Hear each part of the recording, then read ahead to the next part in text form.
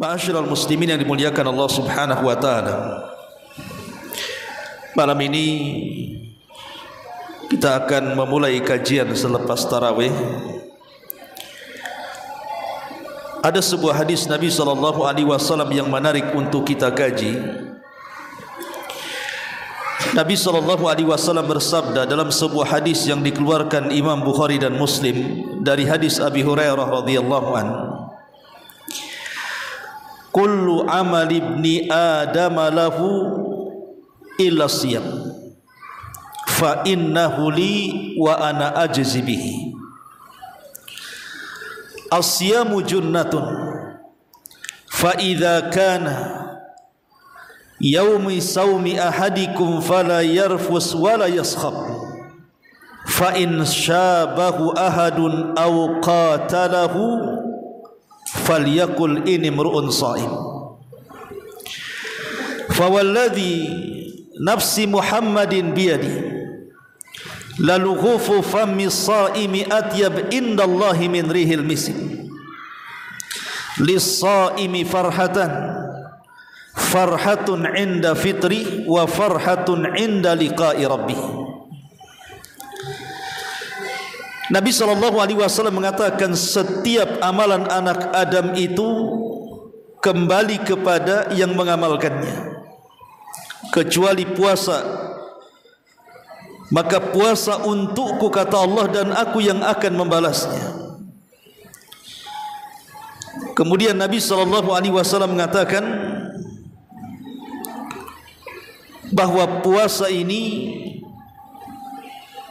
memiliki amalan yang sangat besar, di mana orang-orang yang mengamalkannya dirahasiakan pahalanya di sisi Allah Subhanahu wa taala. Perhatikan hadis tadi, Rasul mengatakan fa innahu li wa ana ajzi bihi, puasa itu untukku dan aku yang akan membalasnya. Ikhwatu fillah muliakan Allah Azza wa Jal, amalan itu ada dua macam.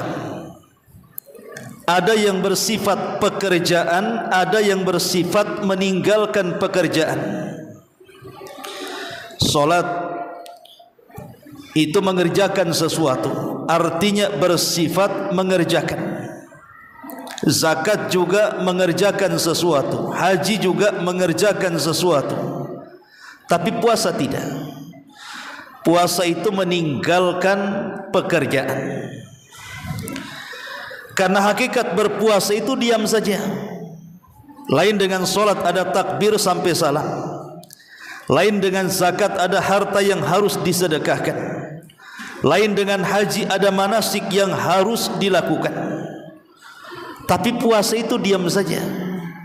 Yang penting dia meninggalkan makan, dia meninggalkan minum, dia tidak mengumbar syahwat, dia meninggalkan maksiat, maka orang sudah dianggap puasa selama dia niat.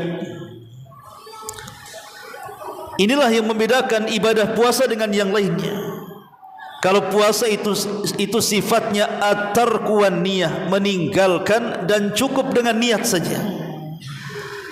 Makanya dari sini kata para ulama, yang namanya niat tidak ada yang tahu kecuali Allah Subhanahu wa taala. Bahkan malaikat raqib dan atid saja tidak tahu kalau kita ini sedang berpuasa. Bayangkan kalau seandainya para malaikat saja tidak tahu bahwa kita sedang berpuasa.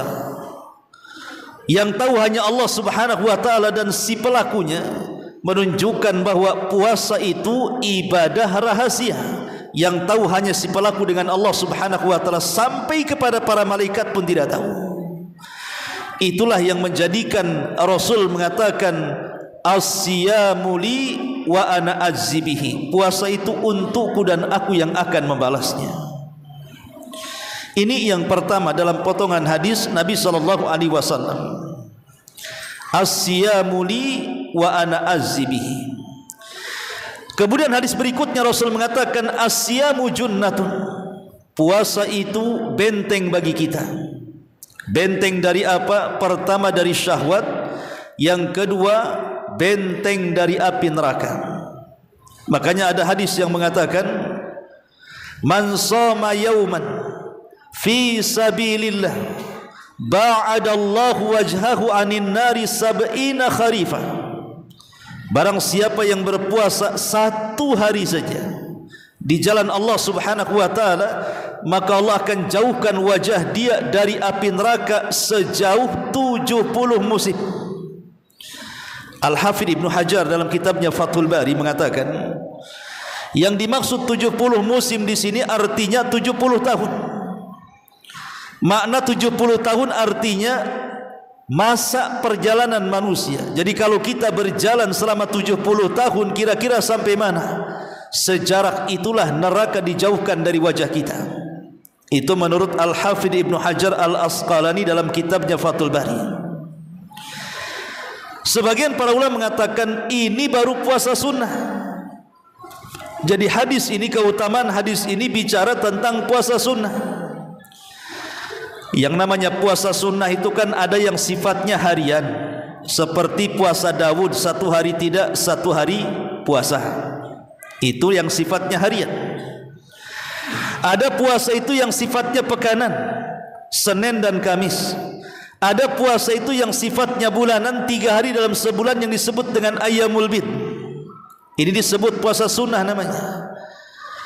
Ada 15 hari dalam sebulan, ada 8 hari dalam sebulan, ada 3 hari dalam sebulan.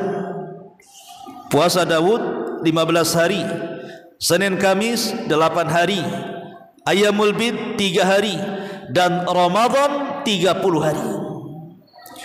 Lah kalau seandainya puasa sunnah saja sedemikian besarnya pahalanya, dijauhkan kita dari api neraka sejauh 70 perjalanan, macam mana pula dengan puasa wajib? Puasa Ramadan 1 bulan lamanya, maka tentu lebih dijauhkan lagi wajah kita dari api neraka. Itulah makna as-saumu junnah. Kemudian Nabi SAW menyebutkan adabnya. Kalau puasa kita ingin bernilai pahala besar, ingat syarat yang disebutkan Rasul dalam hadis ini. Idza kana saumi yaumi ahadikum fala yarfuth wala yaskhab. Apabila salah seorang di antara kalian sedang berpuasa, pertama fala yarfuth, jangan mengeluarkan kata-kata kotor. Artinya dilarang gibah, dilarang namimah, dilarang mencaci, dilarang memaki, dilarang mengeluarkan kata-kata kotor, mengeluarkan laknat, menyebut kata-kata binatang, dan begitu seterusnya. Karena ini yang menghilangkan pahala puasa. Bahkan lebih daripada itu, lihat Rasul mengatakan wala yaskhab. Apa makna yaskhab? Sebagian pensyarah hadis mengatakan yaskhab itu artinya orang yang sedang berpuasa dilarang marah. Ini yang paling berat. Mungkin di antara kita bolehlah menjauh dari ghibah, menjauh dari namimah, tidak mengeluarkan kata-kata kotor, tapi kalau menjaga emosi itu kadang berat itu. Tapi memang itu syaratnya.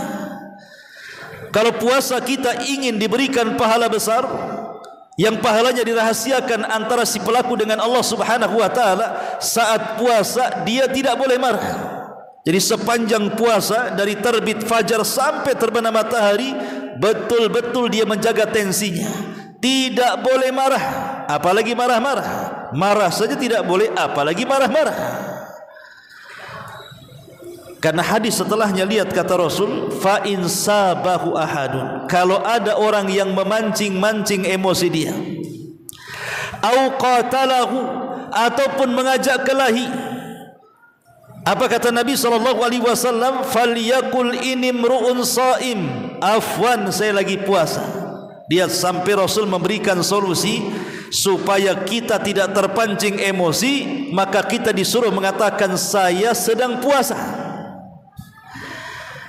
Karena biasanya sedang puasa itu banyak perkara-perkara yang membuat orang emosi. Maklum, orang puasa itu lagi lapar, mudah terpancing emosinya. Lagi haus, mudah terpancing emosinya. Lagi tertahan syahwatnya, mudah terpancing emosinya. Tapi Rasul mengatakan orang yang berpuasa itu tidak boleh marah.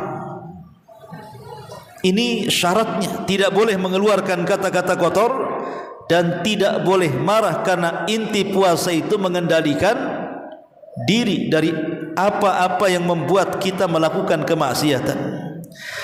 Kemudian Nabi SAW mengatakan, walladzi nafsi Muhammadin biyadi lalughufu fammi shaim atyab indallahi min rihil misk. Demi jiwa yang zat Muhammad berada di tangannya, sungguh bau mulut orang yang berpuasa itu lebih harum di sisi Allah dibandingkan minyak kasturi atau minyak misik.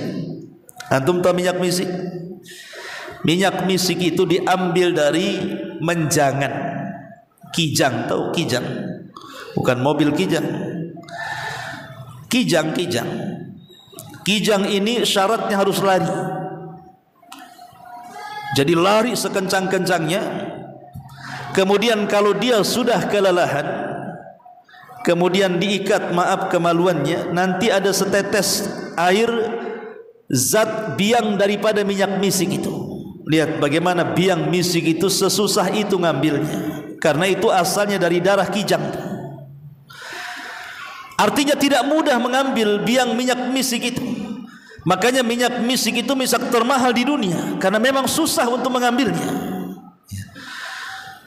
Makanya kalau ada sekarang orang jual-jual kok ada merek misik, itu tidak jelas, susah mencari minyak misik itu.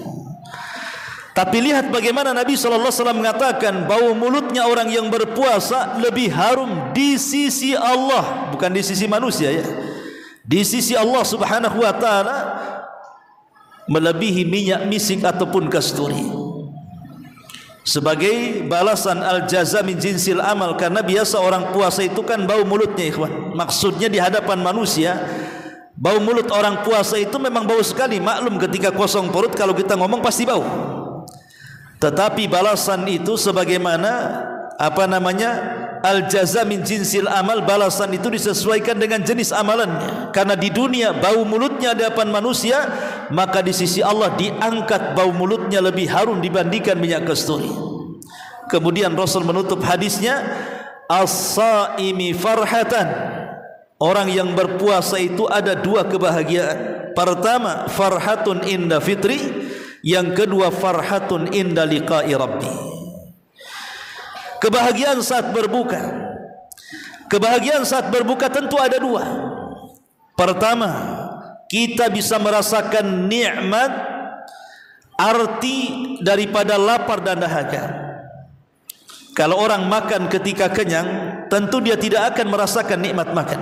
Kalau ada orang minum ketika tidak haus, dia tidak akan merasakan nikmat minum minuman itu. Tapi coba ketika kita lapar kemudian kita makan, ketika kita haus kemudian kita minum, disitulah hakikat nikmat yang harus kita syukuri. Dan yang kedua, di saat-saat itulah setiap doa orang yang berpuasa mustajab. Adapun nikmat di sisi Allah Subhanahu wa taala, karena nanti puasa itu akan datang menghadap Allah Subhanahu wa taala dan mengatakan, ya Rabb, mana'tuhu ta'ama wasyaraba syahwa. Ya Rabb, gara-gara aku kata puasa orang ini menahan lapar, menahan haus, menahan syahwat, fasyafi'ni fi, berikan syafaat karenaku. Jadi syafaat akan datang kepada Allah. Puasa akan datang kepada Allah memberikan syafaat. Disitulah letaknya kenikmatan kita berjumpa dengan Allah saat berpuasa. Karena puasa itu datang kepada Allah akan memberikan syafaat.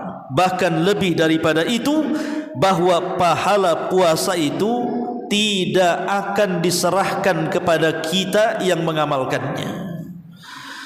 Makanya nanti pada hari kiamat aman pahala puasa kita itu, karena yang memegang Allah Subhanahu wa taala langsung. Kalau amalan salat tidak aman karena kita yang pegang. Kalau zakat, pahala zakat tidak aman karena kita yang pegang. Kalau haji juga tidak aman karena kita yang pegang. Jadi nanti pada hari kiamat kalau ada yang menuntut dari orang-orang yang pernah kita zalimi di dunia, mereka menuntut pahala salat, pahala zakat, pahala haji, pahala baca Quran, tidak akan aman. Pasti kita akan berikan kepada mereka. Tapi khusus pahala puasa tidak dipegang kita, Allah yang pegang. Makanya kenapa pahala puasa itu tidak bisa dirampas. Tidak bisa dirampas. Dan dari sekian ibadah rukun Islam yang paling banyak pahalanya itu dari semua rukun-rukun Islam setelah syahadat adalah puasa. Jadi pahala puasa itu menandingi pahala salat, menandingi pahala zakat, bahkan menandingi pahala haji. Oleh karena itulah maka karena besarnya pahala puasa, maka wajar kalau seorang mukmin itu berbahagia apabila datang bulan Ramadan, karena mereka bisa meraih pahala sebanyak-banyaknya. Wallahu a'lam bishawab.